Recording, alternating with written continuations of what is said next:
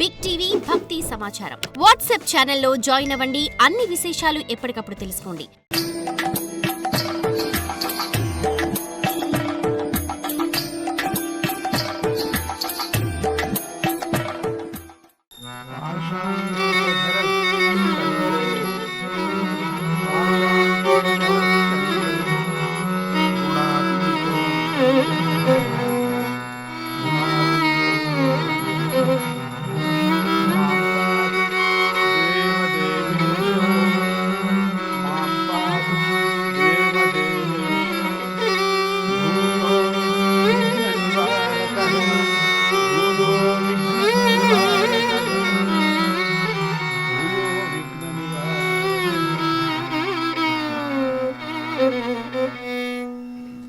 మనం ఈ రోజు నుండి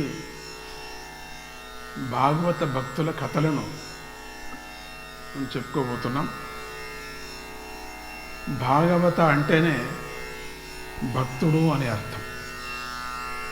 వ్యాస మహర్షి అంతటి వాడికే భాగవత మహాపురాణాన్ని రచించటం వల్ల మనశ్శాంతి లభించిందని చరిత్ర చెబుతూ ఉండగా సాధారణమైన మనుషులకు కూడా భాగవతం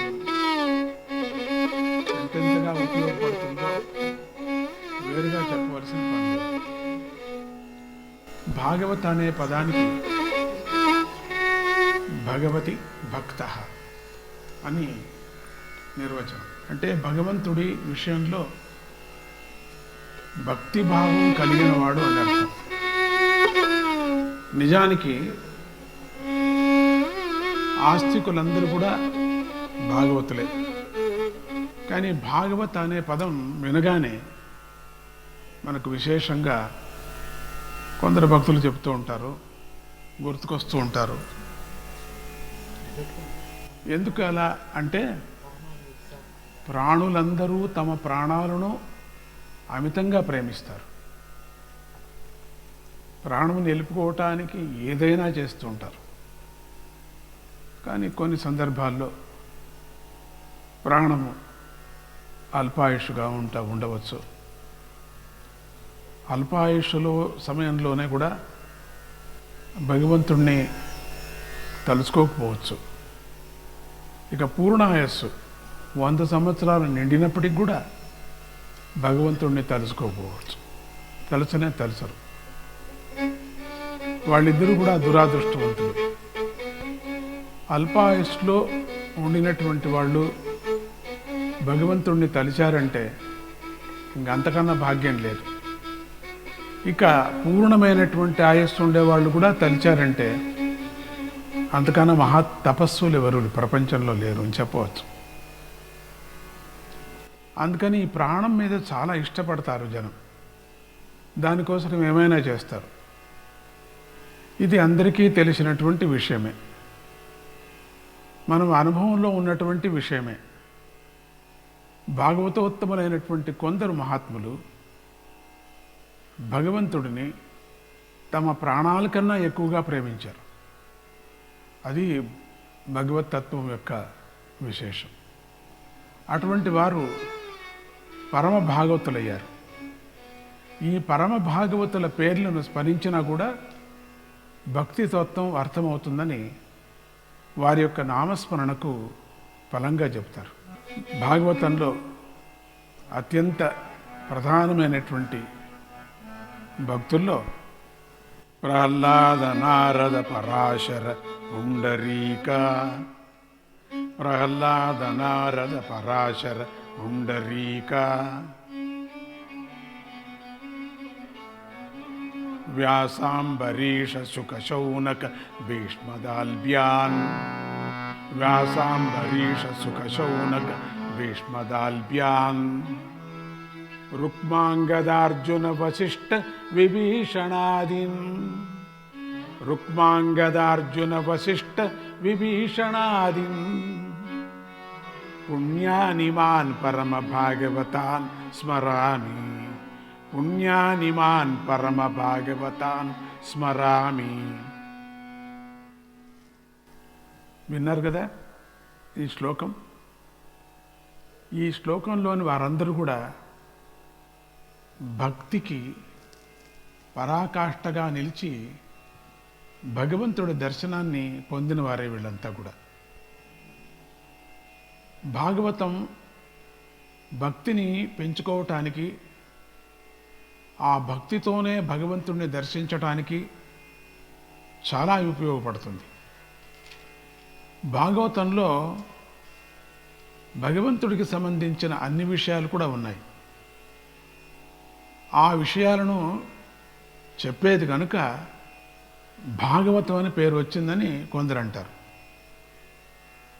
భక్తుల విషయాలను కూడా వారు చేసిన సాధనను చెప్పుకోవటం వల్ల చదివే వారిలోనూ వినేవారిలోనూ కూడా శ్రద్ధ పెరుగుతుంది. కనుక భక్తుల కథలను ఎల్లప్పుడూ శ్రవణం చేస్తూ ఉండాలి అని శాస్త్రం చెప్పింది. అందువల్ల మనం భాగవతంలో చాలా ప్రసిద్ధులైనటువంటి భక్తుల గురించి మనం ఇప్పుడు చెప్పుకోబోతున్నాం. భక్తుల గురించి చెప్పుకునే ముందు భాగవత అవతరణకు గల కారణాలను కూడా తెలుసుకుందాం. సద్భక్తులారా, మీరందరూ కూడా శ్రీమద్ భాగవతం వినండి వినండి. భగవంతుడి అవతారం కూడా వినండి. ఇది ఎంత విన్నా చాలదు. భాగవతాన్ని 2-3 పర్యాలు మీరు 2 రాష్ట్రాల్లోనూ కూడా విన్నారు. ఇంకా మళ్ళీ వింటూనే ఉన్నారు, మళ్ళీ వేసుకొని వింటున్నారు. అది ఎంతవరకు మంచిదో అది మీకే తెలుస్తుంది. ఈ కష్టకాలంలో మనకు అనిపిస్తుంది పరమాత్ముడు ఇచ్చేటటువంటి ఆయస్సు మనకు 100 సంవత్సరాలు అనుకున్నప్పటికి కూడా 100 లేదు. అయినా లెక్క ప్రకారంగా 100 అనుకున్నప్పటికి కూడా 50 ఏండ్లు మొత్తం నిద్రలో పోతుంది. మనకు నిద్ర చేస్తూ ఉంటాం. మెలకుగా ఉన్నప్పుడు కూడా బద్ధకంలో ఉంటే కూడా నిద్రనే లెక్క అది. ఇక 50 ఏండ్లలో 12 ఏళ్ళ నుంచి 15 వరకు కూడా బాల్యావస్థ, చేష్ట, పరమాత్ముని గురించి శ్రద్ధ లేదు. ఇక తర్వాత కొంచెం యవ్వనావస్థ వస్తుంది, చదువు పూర్తి అవుతుంది. యవ్వనావస్థలో పెండ్లి, ఇళ్ళు, పేరంటం, తర్వాత పిల్లలు కనటం, ఇంతే జీవితం అనిపిస్తుంది. తర్వాత అక్కడి నుంచి 15 సంవత్సరాలు వృద్ధాప్యం. ఈ వృద్ధాప్యం చాలా కష్టమైనటువంటి వృద్ధాప్యాశ్రమం, చాలా కష్టమైంది అది. బాల్యావస్థ ఎట్లనో అయిపోతుంది, మరి యువకావస్థ కూడా అయిపోతుంది, గృహస్థాశ్రమం అయిపోతుంది. ఈ వృద్ధాప్యం ఉందే చాలా కష్టమైనటువంటిది. ఇప్పుడు 40 ఏండ్లకే వృద్ధుల్లాగా కనపడుతూ ఉంటారు. వాళ్ళ యొక్క ఆహారంలో కానీ వాళ్ళ యొక్క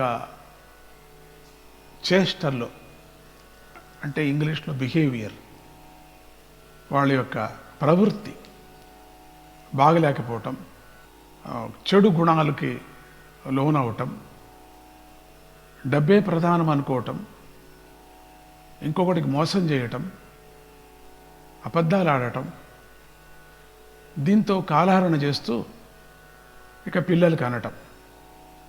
అంతే. 2 ఆడపిల్లలు పుడితే 3వది మగవాడే అని మగపిల్లకాయే, 3వది మగపిల్లకి పుడితే మళ్ళీ ఇంకా 2 ఇంకొకటి ఉంటే ఒకటి అమెరికాకు పంపించవచ్చు, ఒకటి ఇక్కడ పెట్టుకోవచ్చు, ఇంకొకటి కనటం ఒకటే అయిపోయింది. ఆ కనే ఇల్లాలు ఒక కని ఒక పశువులాగా తయారవుతుందేమో ఒక్కో పర్యం అనిపిస్తుంది. కామం ఒక్కటే ప్రధానంగా పెట్టుకున్నాం మనం ఇంట్లో. ఇక తర్వాత డబ్బు కోసం అబద్ధాలు, అంత కామమే ప్రధానం. ఇవి అయిన తర్వాత ఏమవుతుంది, తొందరగా వృద్ధాప్యం వచ్చేస్తుంది.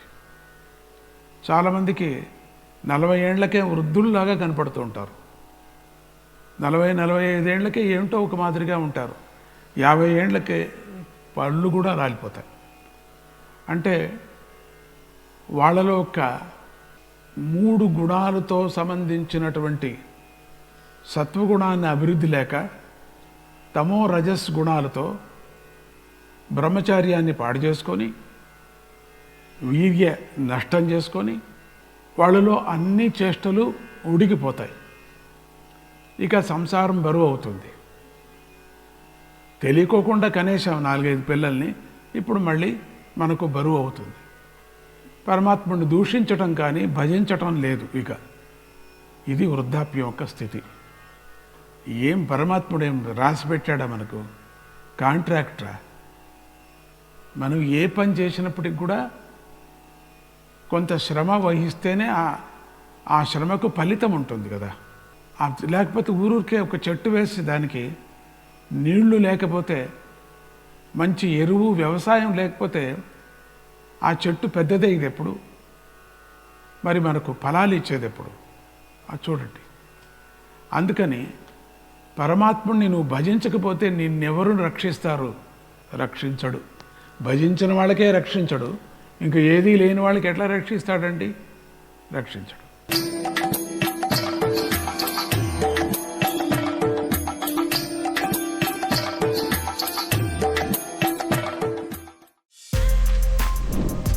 For more videos like this, subscribe Big TV channel.